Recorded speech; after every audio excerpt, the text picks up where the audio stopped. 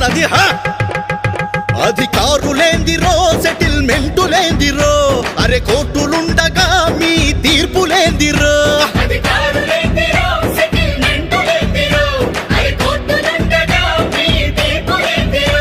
నీ ఆస్తి నీకు దక్కాలంటే బతుకు బాగుపడాలంటే తరిమి కొట్టరో ఈ దొంగ దొరలని స్వాగతించరో మన చంద్రబాబుని